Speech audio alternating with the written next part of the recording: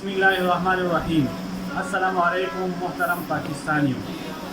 मैं Mufti Ahmad Aurangzai, joint secretary PTI सूबाई कैबिनेट खैबर पख्तूनख्वा।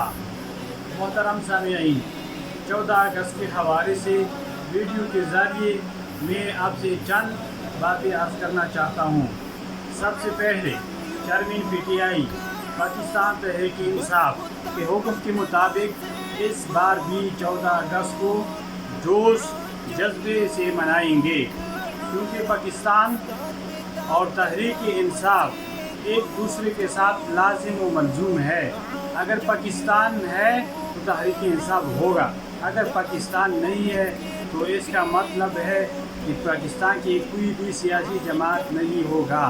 पाकिस्तान अगर PTI नहीं होगा तो इसका मतलब ये है कि पाकिस्तान में 80% लोग नहीं है। ये पाकिस्तान ना होने की मुतरादिफ है।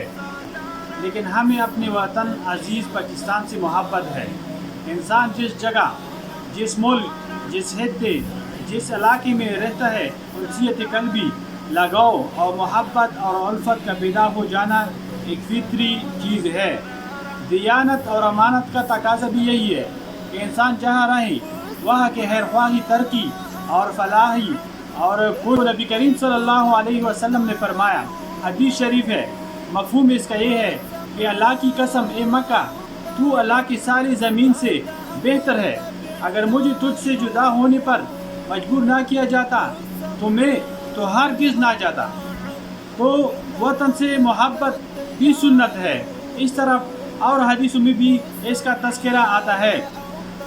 हमें भी सोचना चाहिए कि क्या हमें वतन अजीज़ पाकिस्तान से मोहब्बत है तो आ जाए, रियासत मदीना के लिए जद्दोजहद करेंगे और इमरान खान को मजबूत बनाएंगे। पाकिस्तान जिंदाबाद, इमरान खान जिंदाबाद।